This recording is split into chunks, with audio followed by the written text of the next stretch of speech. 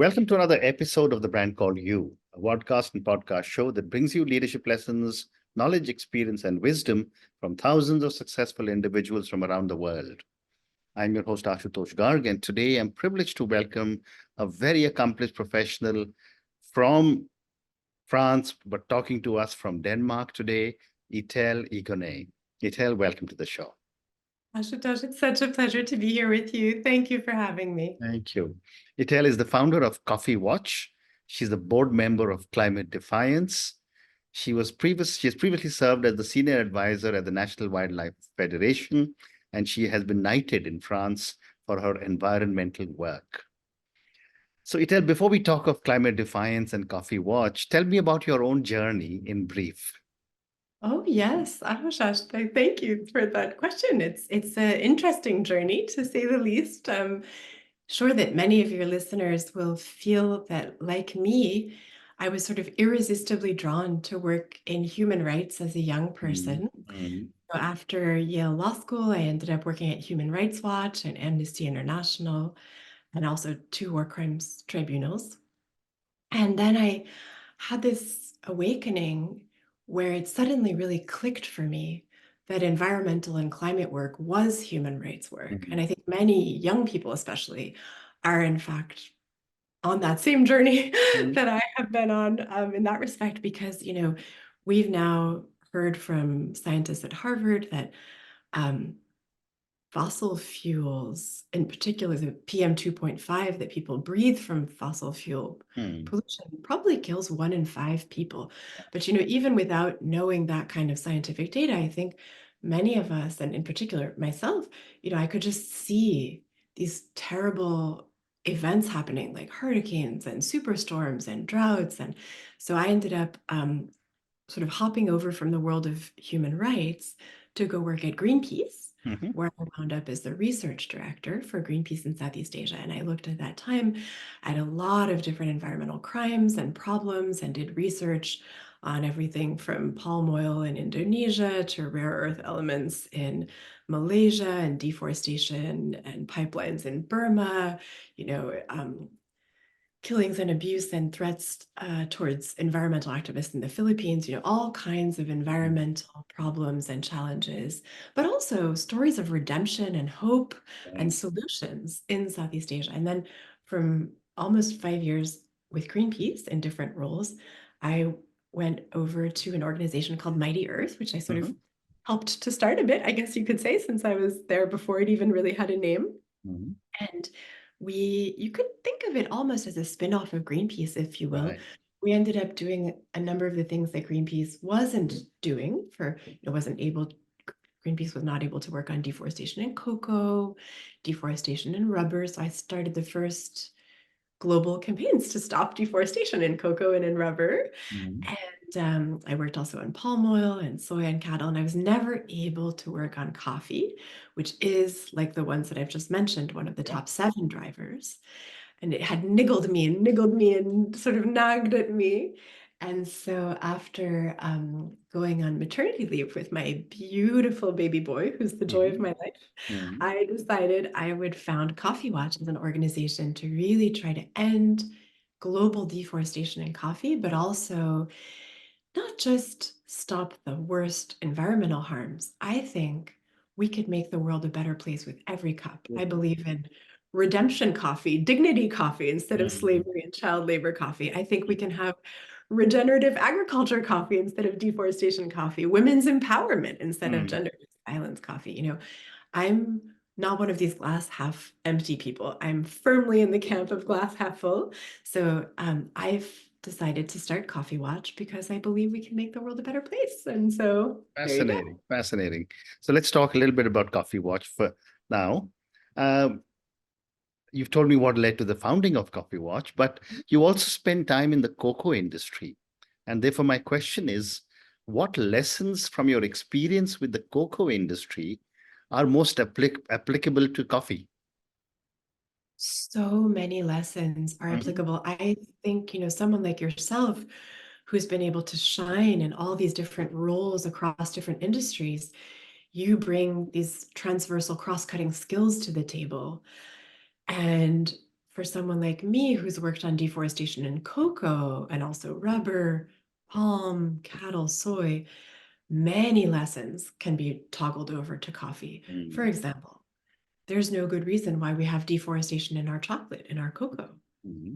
We are all perfectly capable worldwide of growing cocoa without any deforestation, and cocoa, like coffee, actually loves trees. Ashutosh, the funny secret is that there's this great, beautiful love affair between cocoa and coffee and forests and trees. They are made to go together. Originally, those plants were sort of born as forest plants, in fact, and they thrive much better in a long-term.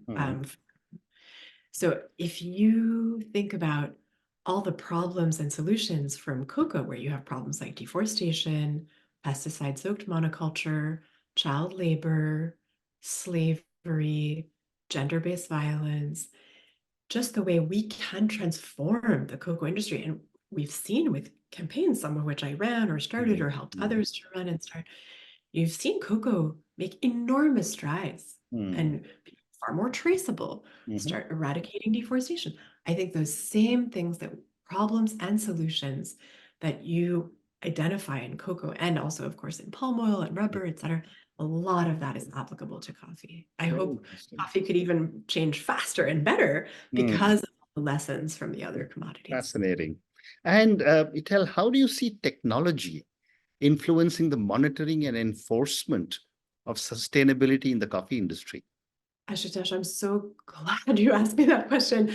There are, a lot of environmentalists who fall into two camps, broadly speaking, people who believe in technological solutions and people who believe in lifestyle change. And I actually think both sides of that debate are valid and important. And I think it's a false dichotomy and we should embrace all sides. But in a nutshell, although we do need to change mindsets, we need to change hearts and minds and attitudes, there is technology we could help transform cocoa and coffee Correct. tomorrow. One really beautiful, vital technological change in the last couple of years has been satellite mapping. Satellite mapping is getting better and cheaper every single year. There are more and more experts out there who know how to analyze it and make sense of it and immediately help a corporation or even a cooperative or a certification body see, like that, where is my deforestation? When did it happen?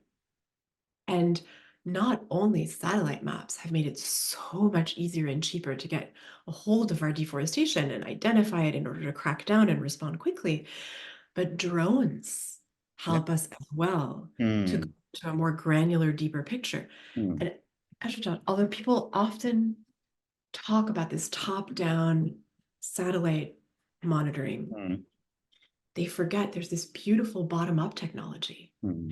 Satellite maps can tell you when the deforestation happened and where, but they don't tell you who did it or why it happened. But nowadays, there are apps which are, again, are free, beautiful, tested, great apps.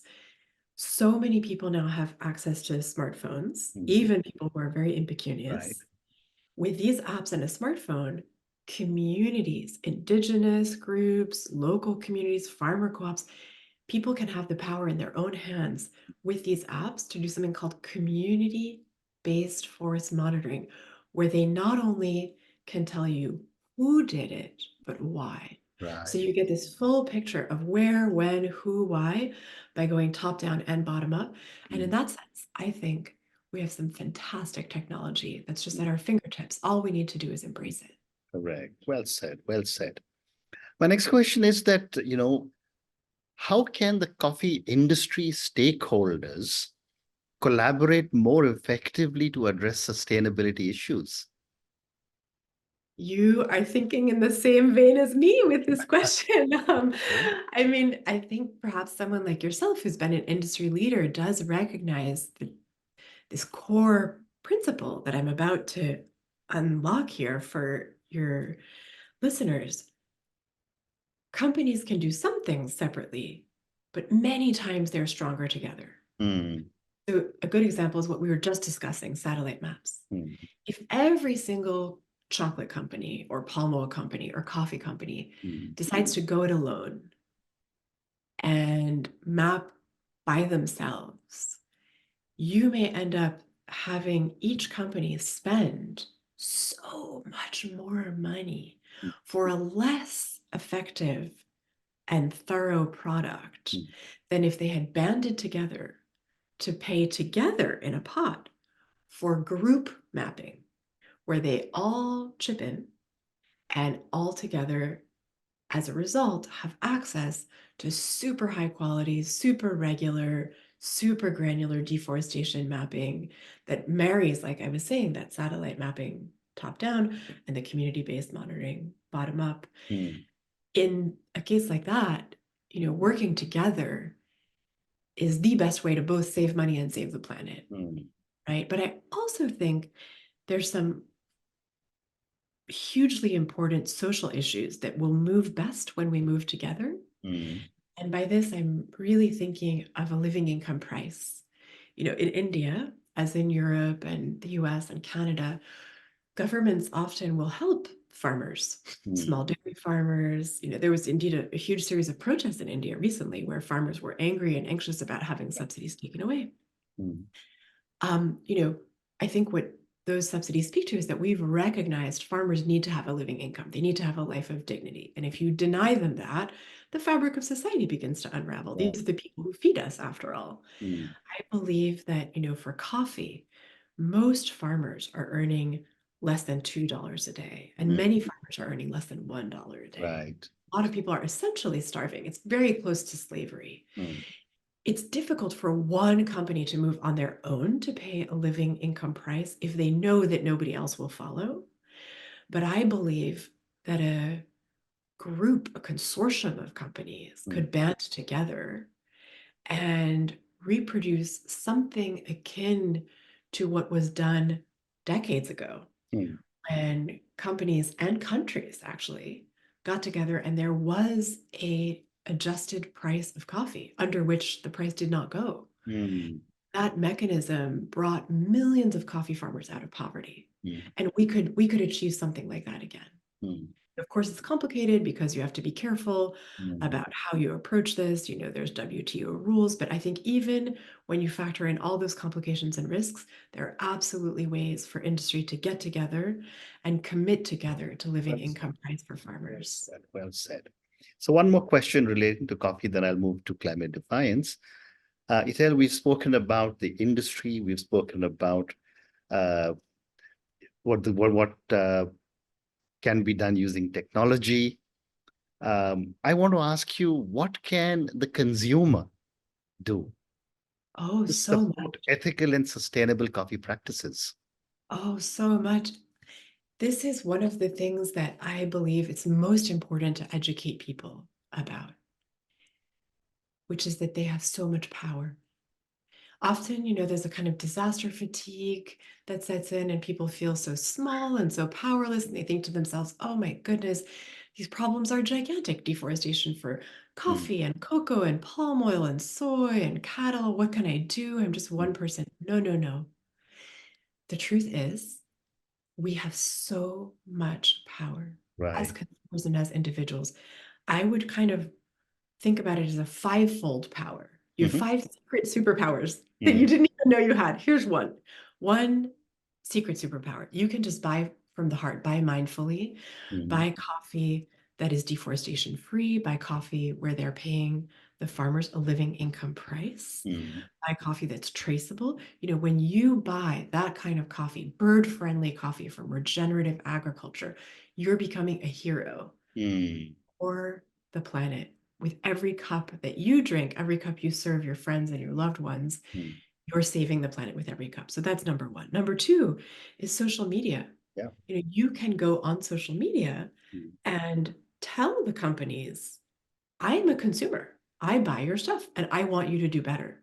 You right. know, companies really care about consumer feedback. You, as a big executive of many important companies, must be able to testify to the truth of this, the Absolutely. veracity of this. People Absolutely. don't want unhappy customers. Mm, If you're by yourself, that's only one message. But if you mobilize your friends and families and your workplace to switch over your office, your school, whatever, to only ethical, sustainable coffee or chocolate or Yeah. whatever else, Yeah. then you're sending a strong message and you can amplify that through social media because Mhm. companies care and they track that. Yeah. The third obvious thing is you vote. When you vote, you actually have politicians who work for you. Correct. They are your employees in a sense, which means Correct. you can literally call them and write them and send them a postcard or message them on Facebook and say, I'm your constituent. Mm. I care about this issue. Do something about it. That's Mm. another superpower. And Mm. I think that, there's also some wonderful films that have been made about coffee, Mhm. about chocolate, about palm oil. Mm. Every time you watch one of these films, whether you do it on Netflix or Amazon or something else, or some of these films are even available online, you can just buy them. Mm. You're supporting the people who bring awareness. You're amplifying that. And it's not just the films, but reports. If you click on a report and you read a report about the problems and the solutions, Mm. you know, for example, I made this chocolate scorecard Mhm. when I founded a chocolate scorecard in 2018. It's grown and grown. Now there's 40 NGOs and universities that Mm. all collaborate.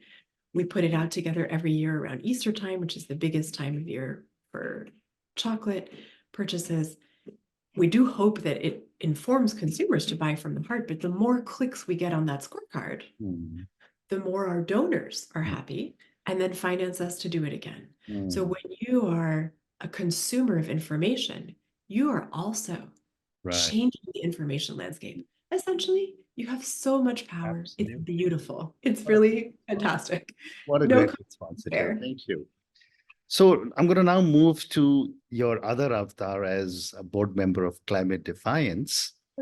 My first question for you, Etelle, is how do you define climate defiance and what inspired you to become an advocate for curbing deforestation?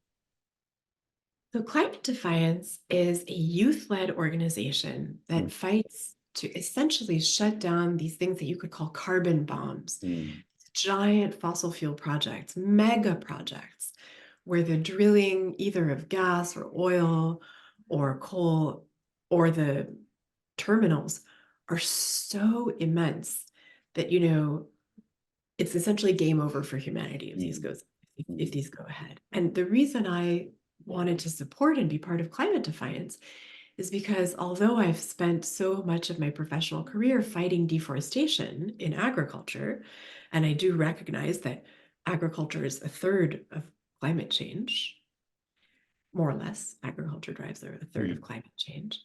Fossil fuels also drive around a third of climate change. And so I just couldn't rest knowing that I'm not doing something about that as well.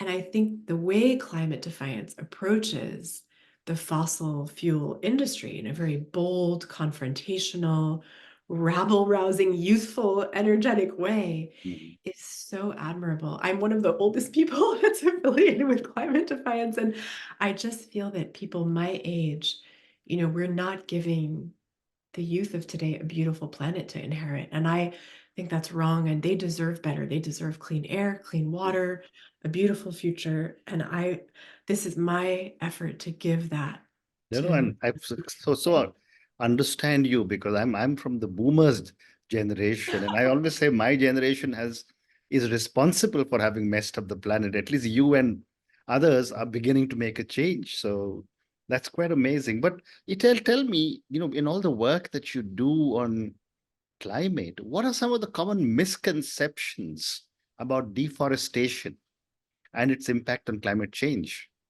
So I think very few people know that one third of climate change comes from agriculture. Mhm. A lot of that impact that agriculture has on climate is, in fact, deforestation. Mm. When people talk about climate change, their mind goes to oil, gas, cars, right? Everybody sort of knows that Yeah. in a way. But very few people know that agriculture drives not only a third of climate change, but also 80 to 90% of biodiversity loss, depending on who you're listening Yeah. to. Yeah. And so, of course, a big part of the way that agriculture is feeding the climate chaos Mm. crisis that we face now, a lot of that has to do with methane, cattle burps and farts and associated emissions, with the manufacturing of food, but a huge portion of, I guess you could say, the contribution of agriculture to climate chaos is deforestation. So most Mm, people just don't know. mm, I I believe if they knew, we would be doing more about it. mm, I think if the average person around the world woke up and had that information in their mind, they would vote differently, they would buy differently, they would talk differently. I'm a true believer that the goodness in humanity mm, would move us to change very quickly what we eat, how we shop, and how we go out to restaurants. And, so I think that's the most common misconception, is just not even knowing mm, about this problem mm. at all. Well said. Well said. My next question is, I want to go back to the corporate world. That's a world that I have known for Yeah. many, many years. But in your view or your opinion, Itel, what are the biggest hurdles in aligning corporate interests with environmental sustainability? I think there's often a misconception that going green is going to be expensive, Mm, and that investing in environmental protection or social protection will hurt your bottom line and make your shareholders angry at you. And there's obviously times when that's true, but there's also many times when that's not true. mm, Here's a good example. If you want to go deforestation free, essentially it means you need to be traceable, right? Because you can't stop deforestation in your supply chains if you don't know where your supply chains are to yep. see, oh, here's the supply chain. They're cutting trees down right there. And therefore, that's my Mm, problem there. So, if you are traceable, all of a sudden, there are other benefits which do yield a mm, financial improvement and an overall improvement in your company's well being. You can crack down on corruption. mm, You can crack down on waste. mhm, You can crack down on fraud. You can crack down on mismanagement and just mm. cuckoo banana pants Yeah. arrangements that make no sense. Traceability yields a possibility for no deforestation Mm, products and mm, more environmentally sound products, but it also yields an ability to exert more control over a range of tweaks that you can do to improve your product. Quality control is mm, inherent in traceability, right? And so I think that's a common misconception where, mm, a lot of old school corporate managers in particular just don't really see that mm, when you go clean and you go green, you can make money. But here's another one. If you're thinking about a 1 year horizon for mm. your business, maybe deforestation won't have cataclysmic impacts on your agricultural supply chain. But Ashutosh, let's fast forward 20 or 30 years into Yeah. the future. Mm, If you've cut all these trees in an area, trees are rain machines. You cut the trees, the rains get all wonky, the rains go away, and then your crops will fail. right. And then your supply chain goes belly up, right? So in the Ivory Coast, for example, they cut around 99% of their forests since independence. They cut Wow. 94% of their forests just since 1990. So you Mm, could say it's a forest cataclysm. And unsurprisingly, mm, there's been a lot of rainfall anomalies, crop failures, and this year the price of chocolate is through the roof. You read about it everywhere. Price of mm, chocolate, price of chocolate.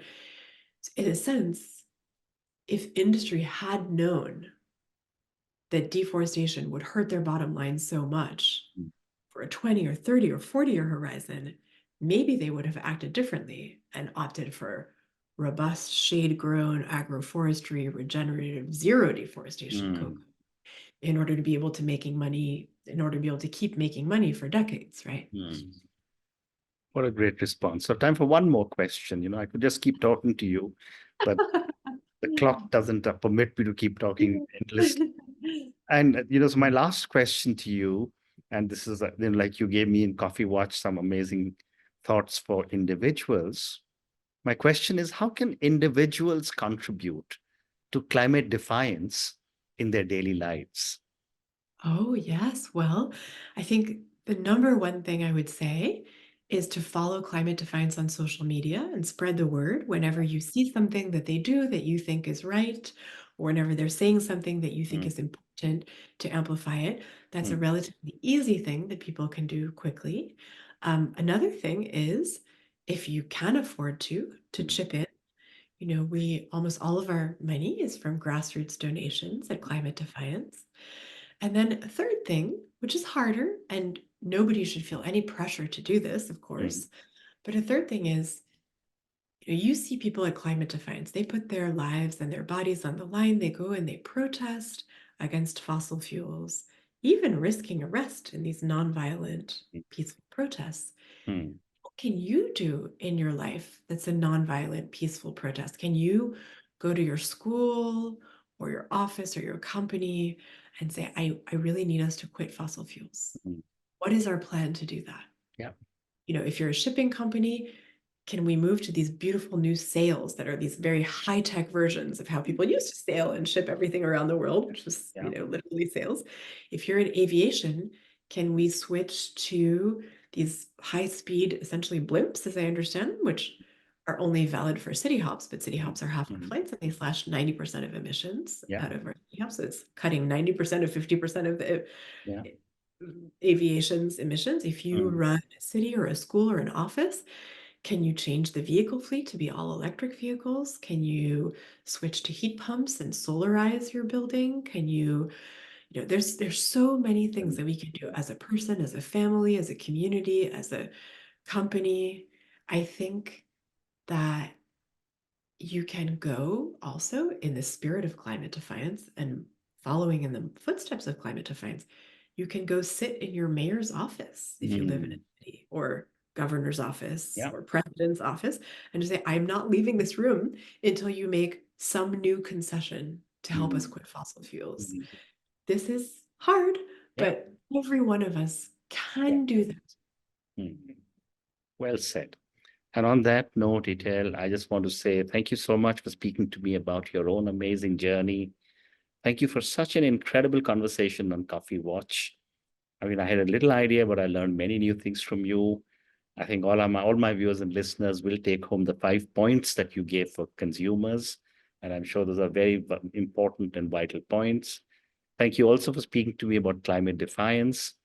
I'm sure you're aware, we also had the same thing in the 80s in India called the Chipko movement, which was they would go and hug the trees so that people wouldn't let anyone cut it down.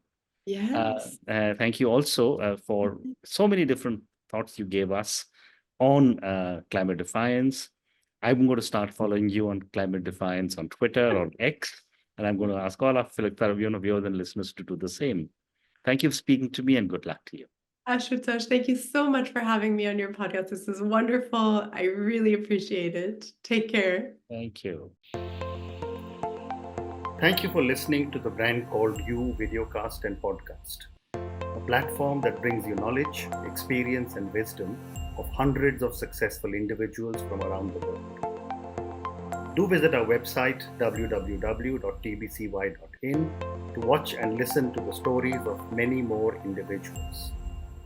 You can also follow us on YouTube, Facebook, Instagram, and Twitter. Just search for the Brand Called You.